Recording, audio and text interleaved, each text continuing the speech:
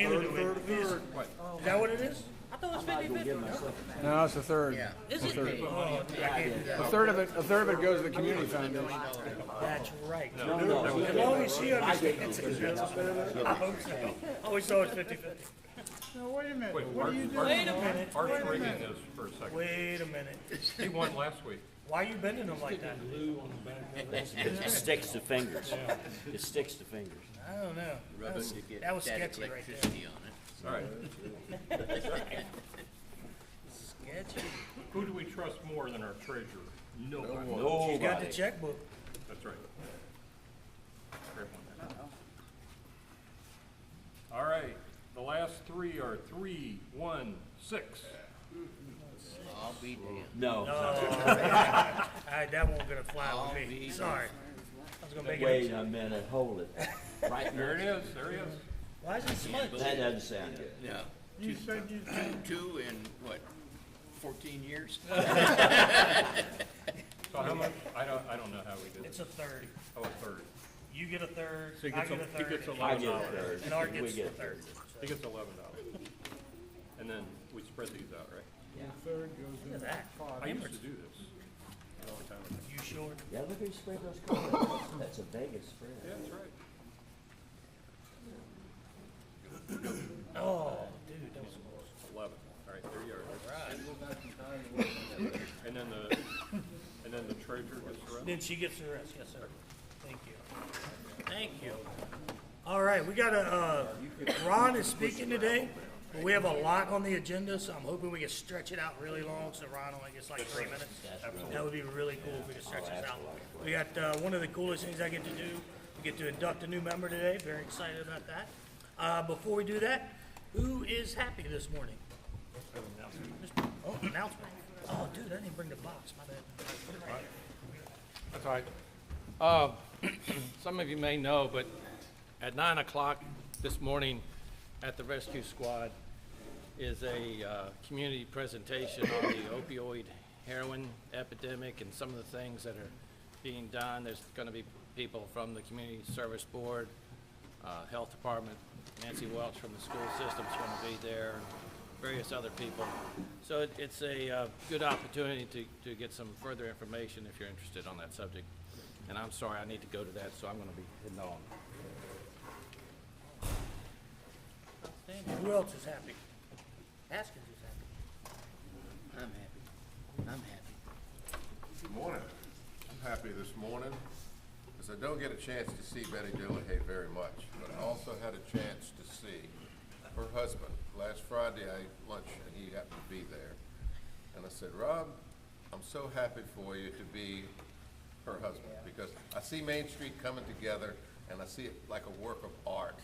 And her energy, not everybody knows it's Betty Dillahay, feisty energy that makes it happen. And I said, I'm so glad nobody got in their way because they'd be dead now. But they still complained. The guy I was with was from out of town. And he, after that, after I talked to Rob, he still complained about it taking too long to do it. I said, they're still going to complain. That doesn't go away. Thank you, Haskins. And I'm happy because this is the second time I think I've won in about 14 years. That's a streak. That's a streak. Anybody else happy this morning? I don't have $1. I'm happy Dawn's back. Anybody happy that Dawn's back? Oh, Jason.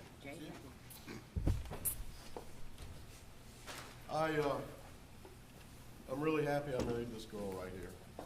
Because in the last couple of weeks, she has been immeasurably helpful as we have transitioned my mom from home to convalescent center. And I'm really grateful for everything she's done in the last 6 years, but these last couple of weeks especially. She's really helped sustain it. And one of the cool things that we've done so far is tip of the iceberg, but started, I mean, really tip of the iceberg to go through some things. And of course, there are lots of boxes, and none of them have anything written on the outside of them. So you just gotta go look and see what's in them. But she opened one of the very first boxes and found my grandfather's diaries some dating back to 1942. And she's posting them 1 week at a time on her website, LoriJacksonGenealogy.com. LoriJacksonBlack.com, for sure, I don't know. That's a $5 But if you want a glimpse into what at least a part of Mathews' life was like back in 1942, including like his shift from 9 p.m. to midnight at New Point School to watch for airplanes because it was the war and they were concerned about air raids, and a host of other stuff. It's just really cool, and I'm grateful. I'll just read this to you. This is just from one person who read something and posted. Loving this. I remember Mr. Martin pulling my teeth in the first grade. I can see his red, freckled hand coming to my mouth even now. Miss Sarah was my grandmother Lena's sister. Remember Uncle Edwin's store very well. Thanks so much for sharing these writings. So, take 5 minutes and check it out. Here, here. Wait a minute, no kiss. Oh, no. Get a Wait, room. no, I need $1. That's my. Get a room. Who wants to follow that up? You can kiss Tom if you want. I have a bittersweet dollar because on Monday I joined the ranks of the full-time employed. Yes, after a 3-year hiatus. And I will be joining Ware Academy as their Director of Development. Congratulations. And I think my first task Monday at 7:30 will be to help the little kiddies from their car to the school. So, Outstanding. Congratulations. thank you. And the second thing you do is tell them you're busy every Thursday morning. And the third thing is to send out an RFP for the endowment. Yeah, there you go. Already working. Anybody else with happy dollars? Hey, over here. I'm gonna have to give you some quarters. That's all right. It all spins the same. As the calendar runs, I'm wearing down. I had my last open house meeting at the Market Days Committee. I want to say that it's been a real experience these 4 years. I suffered a mass resignation when the entire board quit. There's a vision that this should be an entire county function supported and paid for by the county, to belief on the other side that it's purely private. Neither is right. This is a major opportunity for all of the nonprofit organizations in the community to come, and that's when they make their earnings.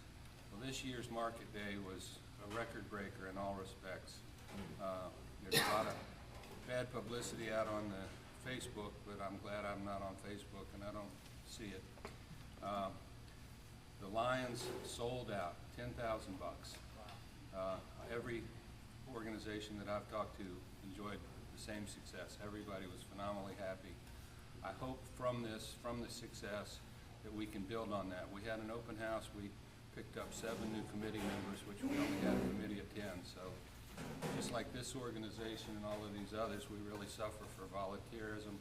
Of course, for me, I love this organization. The service above self is just, I found my niche, and it's greatly satisfying to me, and I hope many other people in the public can realize that the unhappiness or dissatisfaction with their lives could be greatly improved by serving others.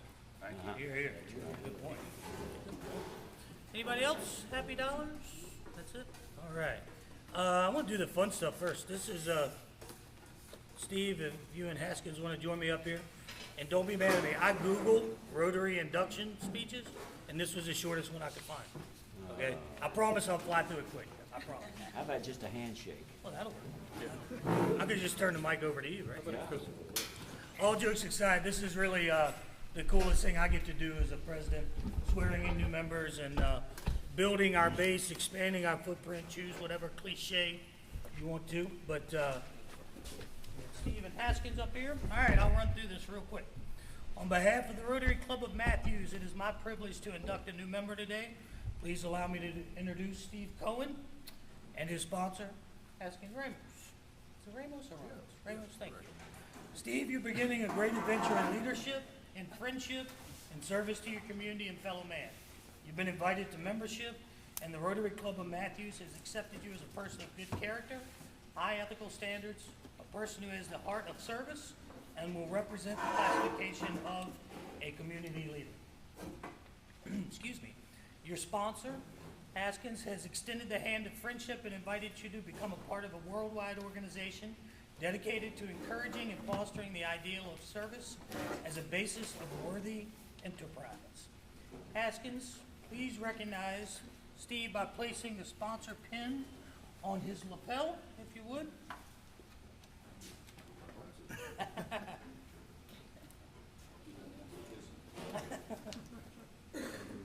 You may have to do it twice, we haven't got the camera over. Just kidding. Steve, you've been invited to join Rotary, but it will be through your own actions that you become a Rotarian. We encourage you to learn all you can about Rotary and to strengthen your own leadership, communication skills by actively participating in the activities of the club, including attending weekly meetings, social events, and service projects. You'll be provided with many opportunities through your Rotary Club and district to enhance and expand your professional and personal skills, and these opportunities can, can provide great value to you. You'll also be provided with many opportunities to provide service to others through club service, vocational service, community service, new generation service, and international service, known as our 5 avenues of service. The Rotary Club of Mathews is known for great work in the county and has been involved in community efforts for many years among many other local and international projects. We welcome your strong arm and strong heart for service and joining the club to engage Rotary change. Through your membership, you will enjoy a network of business leaders and professionals, and we commit ourselves to do our part in making you feel welcome in the club. When we join Rotary, we become a part of something bigger than ourselves. Beyond enriching our own lives and the lives of our family members, the relationships we build foster understanding across communities and cultures and around the globe. I'm proud to be a Rotarian. It's my pleasure to provide you this pin, which your fellow Rotarians and the community at large will recognize you as a Rotarian. We ask you that you wear it proudly every day. I'll ask your sponsor to affix the pin, which he's already done, and I also have a challenge for you if you're willing.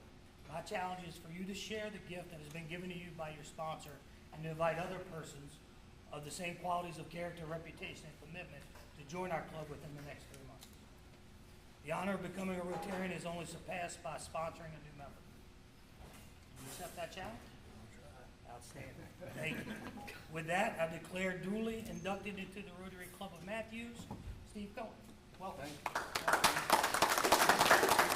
We have a little packet here for you. And did you want to say a few words? Beg your pardon? Would you like to say a few words? Well, I'd just like to thank everybody and look forward to getting to know you better and working on some projects. Outstanding. Happy to have you here. Thank you. You're here. You can, yep, I'm sorry, should I put that one? Yes, sir, sorry. Before your next one, I found some shorter versions. Thank you. I was up at midnight, I'm Googling, I'm like, hey, you know, I do what I can. What are you trying to say? Hey, every minute I talk is one less he's gonna talk, so, you know, pick your poison. All right, so Steve, we'll get started on a report on some service opportunities for you. Let's go with, where's Patsy? Patsy's right there. You wanna talk about update on croquet, or we wait until Monday? I just have 2 quick things. Yes. I've got 2 lists. One, just to remind everybody, their email went out to let you know that Jason has paid for a team, but he cannot man a team. So there's a team available if somebody wants to pull 4 people together. It's already paid for. So that would mean I just need to know if anybody else has found any more teams or to play. That's one thing. Let me know. The other one is I have Paul, Vicky, Jonathan, and myself signed up to work the 30th, and asking if anybody else is able to sign up for a task on September 30th. It's looking like it's going to go from about 9 to 2. We've shortened the day. Betty? You did put me down Anybody for the else? bar, right? Huh? You did put me down for the bar, right? You're down for the bar. Outstanding. I'll be there. Betty, I'll put you down for food. Yeah. Uh-huh. Just serving, setting up on the Still one table, half you don't have to late. cook anything, nothing? Okay. Truly. Outstanding. And Rilo, update, we've got our 2 kids. Is that right? But Yes, we need, Betty. but we need drivers? This is Betty's, Doug. So Betty has found 2 kids. Okay, but we need drivers for that Friday, is that right? Yes, But, and pick them up and bring them back. okay, all right, we may wanna, so you've been dealing with Ms. Dodge, right? Right. Okay, so she's got all the Actually, information she needs? Patsy's being very kind. She's been dealing with Miss Dodge. Oh, okay, I cool. contacted her, but Miss Dodge then contacted Patsy, so she has the precise information. So if anybody is available Friday, the 8th, 9th, what is it?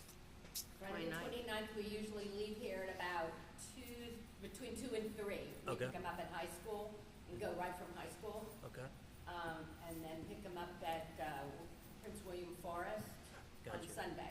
okay. At about, what was it? They have a- Right after lunch. Yeah, they have a lunch deal and Cool. So if anybody's available to help out driving, transporting these kids either up or back on Friday or Sunday, please get with Patsy and help out if we can. We've been a big supporter of Rilo for a number of years, want to continue that. Thank you. Vicki, you got anything on oyster roast, any updates? Yes, I do. Just to remind everyone, the oath that was taken this morning, we all took this when we became Good military. point. So just to remind you of that. And I also have 2 lists. I have sign-ups for duties that we need for the oyster roast, which is going to be on October 28th, the last Saturday in October this year. I also have tickets. I encourage you, we need to sell tickets if this event is going to be successful. You can sign up for you, your significant other, everyone has 2 friends. I mean, if every Rotarian here were to sell 4 tickets, it would be taken care of. So Just 4? don't let me have to get curled up in my chair with a glass of wine and start calling you on the phone. And she'll come by your office, because she does it to me all I the will time. come to your office. Also, I went through I did some inventory yesterday on our supplies for the event, and we only have 4 of 19 road signs. I'm gonna stop by the DMV today. Please check in the back of your garage. If you happen to pick one up in December that you saw, let me know, and I will need some decision by the board whether to incur costs to get more signage made if I can't come up with it. So please see me for tickets before you leave today. Vicki is really working hard on this and has been for probably over a month now. We had dinner a couple weeks ago. She filled me in. Rising oyster costs, lack of supply, that sort of thing. So there'll be a couple of little tweaks, but she's really been working hard. And it is going to require all of us stepping up. And that was a great point, the induction speech that we give, and we take the oath, some of us many, many years ago, some of us newer than others, but we have made a commitment to support these efforts. These are how we raise dollars for the community. It's not just about having breakfast every Thursday, although that's a lot of fun. So we're going to need everybody's help.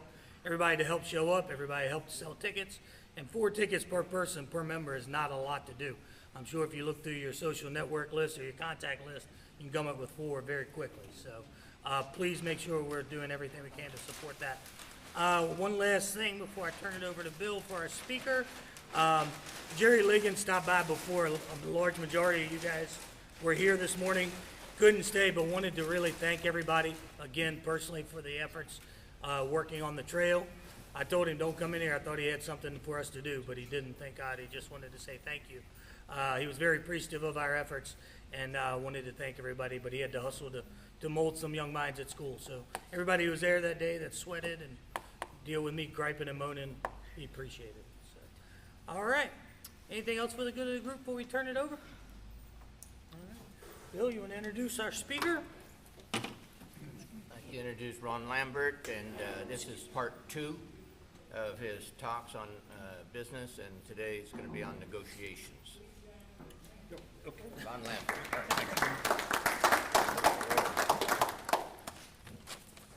Are you staying Good here? morning. I can't stand still. Don't move too much. Okay, all right. Before I start, thank you, Bill, for that introduction. That was the last one I've ever had. On Jack's point, I just want to, it brought to mind Philippians 2:3, for those of you who are Bible scholars, says, count others more significant than ourselves. Exactly what you said, you know, so remember that. If you don't remember anything else I said today, remember that. Count others more significant than yourself. Well, last time I talked a little bit about nonverbals, and I think some of you, you know, have been using those. You know, I've noticed that, you know, everyone is kind of watching their hands now, and, you know, so that's good. That's right. I wanted to mention just two more, and then I want to talk about a couple of areas of negotiation that might help you in real life, except there are two exceptions. You cannot do anything with teenagers. Forget That's it. true. And, I got a 14-year-old. and spouses, all right? So I don't have you one. take those two out of the equation, everybody else you deal with, these things kind of work.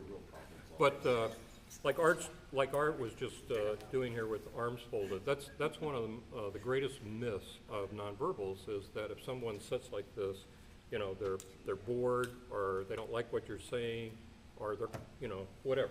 That's not true. Actually, arms crossed is something that most of us feel comfortable with when we're sitting, you know, in an audience. It doesn't mean you're bored.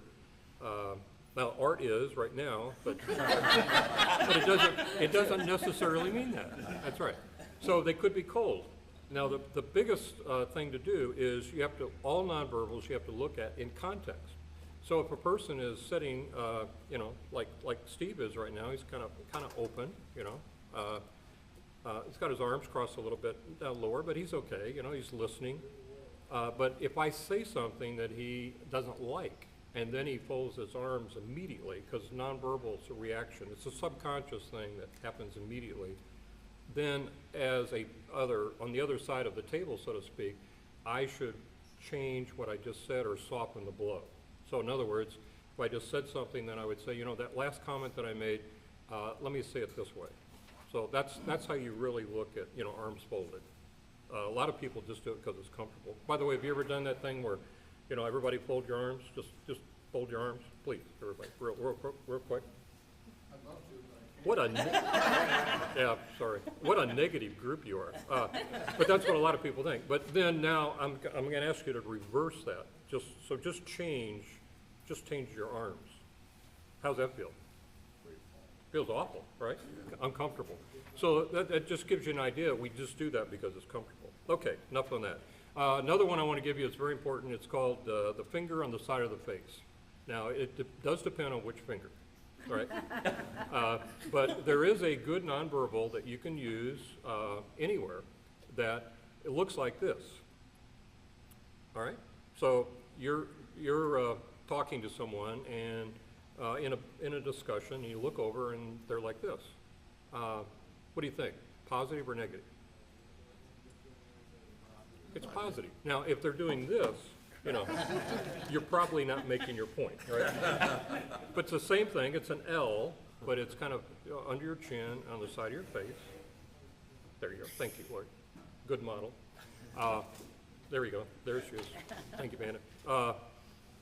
That means that the person is very interested in what you're saying, and they want you to keep going. All right? It's a very positive signal. All right? So it's just two little things. So if you see that, it's like, yeah, I'm doing well. Keep going. And there's lots more, but because of time, I just want to cover two subjects that I think are the most critical in negotiations. And I don't know if you know that, you know, I think you know I've written a book on negotiations. I've trained sales forces, probably in the neighborhood of around 30, 40,000 people worldwide on negotiations, especially in a sales situation. So that's what my company, you know, that I formed does still today, and I still do a little bit of that. The two things that I found worldwide are the biggest issues in negotiations. The first one is face saving. All right? We all know what that is, right? However, in our culture, in North America, that includes Mexico and Canada, we don't look at face saving like other countries. You know, how many of you have dealt with people from Asia, you know, in any kind of business transaction? You know, they look at face saving completely different. Face saving is the core of their being. Matter of fact, when we teach in Japan or in Hong Kong or China, we don't talk about face saving like we do in other parts of the world, because they would look at like, are you an idiot? Of course, because it's part of their culture. In North America, our culture is, let's kill them before they kill us, right? And face saving doesn't even occur in most negotiations. And yet, remember this one? You remember this nonverbal? From the heart, right? Hand on heart means sincerity. I have never been in a negotiation, and I've been in a lot of them worldwide with large companies, where there wasn't at least one face-saving issue. That's how critical it is. Everybody has to save face. And so a lot of wars, hate to talk about that right now, but a lot of wars have occurred over the centuries and because of face saving. Because one leader says, one thing and another leader says another, and they can't back down, right? So, not talking about the current situation, but I'm not talking about the current situation. No. Okay. See, you're learning. That's good. All right, so let me give you this quick example. I was involved when I started my company. One of the things that I wanted to do was to be different. So not only did we train negotiations, we also worked with our customers to help them negotiate large deals. So all of my people are experienced negotiators. My largest negotiation deal is about $2 billion, right? And that's where I come in and help that company actually negotiate those deals. So here's an example. I was involved with, you remember the company EDS? Ross Perot's company, Electronic Data Systems. It's now Hewlett-Packard. They bought EDS. Well, years ago, we trained all of their sales force worldwide. I mean, over 100,000 people. And I was involved in Michigan with General Motors. Now, anybody here ever dealt with General Motors? Any kind of business? Ruthless, absolutely ruthless. You talk about tough negotiators. Back then, back then in the 90s, they didn't care because they were the big guy on the block. Nobody else mattered, right? And they took that attitude. So the head of purchasing of General Motors, right, big guy, said in a Business Week article, 1 month before negotiations were going to start with EDS on their contract, which, by the way, was $4 billion. He said this, quote, in Business Week, "At the end of our negotiations in a month with EDS will have less than 50% of our current business." $4 billion, that's a $2 billion hit. That's kind of hurts, right? Now, if you're the head of General Motors purchasing worldwide and you make that comment, can he actually sign a contract where they have 50% or more? No. They can't. No, he would, not only would lose face internally, but with the whole world, because he said they wouldn't. So I was involved in that negotiations, and what I learned then is that once a person makes that statement, and that's face saving, they can't back down, especially if they've got the position or the title. So anybody want to, we solved that. Anybody want to know how we did it? Yes. Huh? How'd we do it? No, I want to know. I want to know. All right, how much are you willing to pay? No. But this negotiation was unique because the stake, the red line was already there. So how are you going to fix that? So we came up with, you've got it? Separate the entities, create other entities, so GM didn't do it, but your subsidiaries or somebody else. Perfect, Jack, perfect. That's exactly what we did. So the way EDS works is they have they would go out and get a contract, and then they would subcontract to other people because, I mean, they've got a business book, 40, $50 billion back then. Now it's way over 100 billion. But they had to have subcontractors. So all we did was simply take the subcontractors, and when they put in the bid, we made them the prime contractors. And of course, there was a side agreement that when they got the business, the EDS would participate in delivering the goods. And so at the end of the contract, not only did EDS get their $4 billion, they actually got additional revenue. So, just a way of looking at a negotiations. Now, if someone wasn't thinking and they weren't thinking about face saving, they would have lost that $2 billion. But they realized they couldn't back this person into a corner, right? Yes? Why did he throw that out there? Was he just trying to position himself with board members, or? He was trying to actually get a better deal with EDS because they did all of their IT work worldwide. And he thought that $4 billion was too much. So, but it kind of, he didn't think about the other angle, that you have to use creativity to be a great negotiator. So that's an example. Now, if you're negotiating with somebody or you're dealing a business deal with somebody, or just, like Jack has to do, dealing with a lot of different entities as board of supervisors, how do you recognize someone's in a face-saving issue or face-losing issue? Anybody have an idea? Do they wear a sign, like, I'm gonna lose my face, if you don't do this? Put their hands behind their back and lean forward. Well, maybe. Yes, Jack. I've lived in China for 25 years. Yep. And I can tell you that it's called losing your face. Yes. As you know. Let's use an example right now. I really dislike this guy over in North Korea, but I think that, and I like Trump, by the way, I think Trump is putting him in a position where he can't now back out. Yeah. Because he's saying to him, he's the rocket man. You're embarrassing him in front of the world. That is the worst thing that you can do. You cannot embarrass anybody in the Far East. In the Asian culture. Yeah. Yep. I'll give you an example. One time, I had a company over there, and one of my suppliers came in, and he was chatting with the girls. Now, over here, we'd say, hey, come on, get away, come on.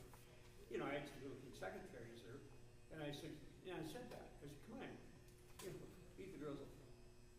When he walked in, I saw his face. I said, uh-oh. Yep. I have lost his face in front of the secretaries in my office. That was the end. And I think the situation with North Korea is going to be even worse because in front of the whole world, he has lost his face. Losing a face in the Orient is very, very serious. Oh, exactly. Yeah, I have on any level. I have the same concerns. Yeah. I totally agree. When we can't back down. Yeah, exactly. When we teach in the Far East, we learned a long time ago that if you're, we normally do a lot of interaction. We ask questions of people. So we'd say, Raymond, what do you think of this issue? In the Far East, you can't do that in training because if that person gives you the wrong answer, they lose face with the group, and then you're toast with the whole group. So you have to do everything in groups. Say, you four come up with an answer and appoint a spokesperson. So the spokesperson is representing more than just themselves, so they don't lose face. Just little things like that. Anyway, let me move on. I've just got a couple minutes here, but great point, Jack. You recognize face saving when the other person digs in for something that it doesn't seem reasonable. They just, it's like a little issue and they just suddenly, become a stone wall. Or they give you nonverbals. One of the nonverbal is they touch, around their heart when they mention an issue like, this issue is important to me. When they say that, that could be a face-saving issue. So that's one of the ways you recognize it. And then you try to work with them to make them get something. You can't give them everything they want, but if you can help them save face, here's the answer in negotiations. You can ask for anything. People will do almost anything, including murder, to save face. So if you can get that going, you can ask for anything, and you can get a lot more in negotiations than you even deserve. So it's a great thing to do is recognize face saving, makes you a much better negotiator. I've gotten things that I never thought I could get because I recognize a face saving issue, help them with that, save face, and then I ask for more, and they give it to you. So, good news.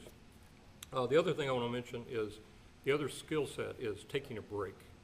This is the best thing you can do when you're negotiating with anybody. And even if you don't need to take a break, you should, especially if it's a pretty big deal that you're working on. A lot of people don't realize that. They think it's rude or there's no reason to do that. But the best analogy, and I hate sports analogies, but the best analogy is basketball. All right, so what happens when Team A scores 12 points in a row? What does Team B coach do? Timeout, right? Now, those of you who played basketball, and I'm looking around, probably not much of you, many of you, but no, I'm just kidding. But when you go over there, because I did, the coach doesn't, start drawing plays and X's and O's. The coach says, get a drink of water, towel off, because the timeout is not for his team. The timeout is to what? Stop the momentum of the other team, and that's why you take breaks. So you can try this at home. It may work, it may not work, but if you do get into a discussion, sometimes it's like,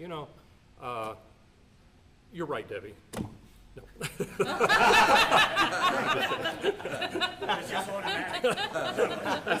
No, I didn't mean that. But you can say, I think we've talked about this, for a long time. Why don't we just put this off to a little while and let's come back to it tomorrow? That's taking a break. Or you can actually physically, walk away from negotiations and come back a week later or 2 weeks later. But taking a break is a skill set that almost no one uses. When I negotiate for a company, or in real life for my own company, when I was negotiating for my own company, I would always call the company we were going to deal with ahead of time. I'd call the receptionist and ask for a conference room close to where we were going to meet. That was a routine. And then when I got there, because I knew we were going to take a break no matter what, and we would be going along, and everything could be going fine. And I would just say, this has been really good. I want to talk to my team. I reserved conference room B over there, so we'll be back in 10 minutes. And you get up and you walk over there. And the same thing, you can tell a joke or whatever, or you can actually talk about strategy. But when you come back, guess what you have that you didn't have when you left? Control. Who said it? Control. Control. And the key in negotiations is power. So breaks give you power. Even if you don't need it, you just take it. What about the risk then? You said if, to change momentum, the sports analogy was accurate.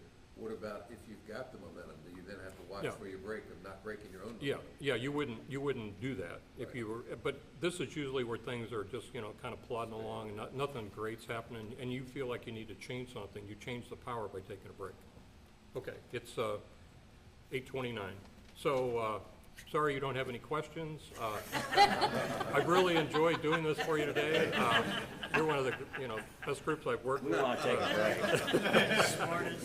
God bless you. All right. I